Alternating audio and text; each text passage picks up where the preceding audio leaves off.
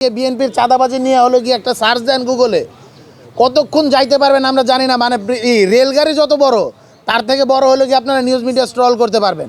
CP তো নতুন একটা সম্ভাবনা জাগায়, তারা পরবর্তীতে জামাতের কোলে উত্তীর্ণ হয়েছে, তাদের নিজস্ব কোনো স্ট্যান্ড নাই, নিজস্ব কোনো বয়ান নাই। আমরা আসলে একটা জিনিস দেখতে পাচ্ছি, বাংলাদেশ রাষ্ট্রকে নিয়ে আসলে ছিনিমিনি খেলা হচ্ছে। যে আসে সেই ছিনিমিনি খেলে। এইখানে যারা ঋণ খেলাপি তারা নির্বাচন করে, এইখানে যারা বিদেশি নাগরিক, দ্বৈত নাগরিক তারা নির্বাচন করে।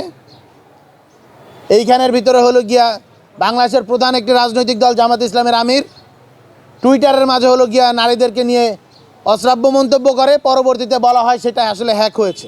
আমাদেরকে কিন্তু বলেছিল দায়মুক্ত অধ্যাদেশ হবে, আমাদের সাথে মিথ্যা কথা বলেছে।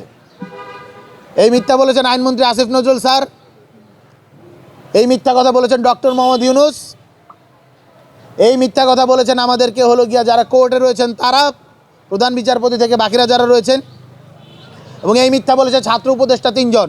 আমরা বেহুলার বাসর ঘরের কথা শুনেছি, সেই বেহুলার বাসর ঘরের মাঝে আমরা শুনেছিলাম কোনো প্রকার ছিদ্র রাখা হবে না, কিন্তু একটা ছিদ্র রাখা হয়েছিল, কিন্তু সেই ছিদ্রের মধ্যে দিয়ে কালনাগিনী প্রবেশ করে কিন্তু লক্ষিন্দরকে আসলে সবল রেখেছিল। এই যে 5 নম্বর ধারা, সেইটা হলো গিয়া সে বেহুলার বাসর ঘরের সেই যে একটা ছোট্ট একটা জায়গা, সেই গর্ত, যেই গর্তের মধ্যে দিয়ে একটা ছাপ প্রবেশ করে আমাদের প্রত্যেককে আসলে দংশন করার ব্যবস্থা আমাদের সম্মানিত স্যার আসিফ নজরুল স্যার, আমাদের ডক্টর মোহাম্মদ ইউনূস সাহেব এবং ছাত্র উপদেষ্টারা করে রেখে গেছেন।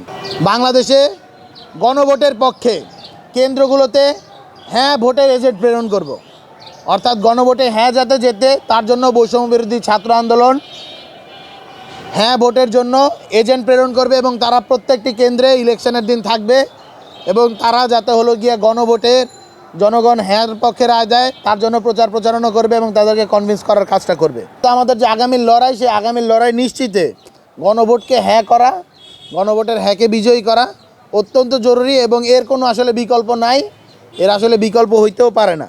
আমরা স্বপ্ন দেখতে চাই, ওই যে কয়েকটা প্রবাদ আছে না, আশায় বাঁচে চাষা। আমরা আসলে সেই চাষা, প্রত্যেকবার ঝড় বাদল বৃষ্টির পরেও আমরা আসলে সেই আশা নিয়ে বাঁচতে চাইছি। আওয়ামী লীগ শেষ, জাতীয় পার্টির আসলে বাংলাদেশের রাজনৈতিক সম্ভাবনা নাই।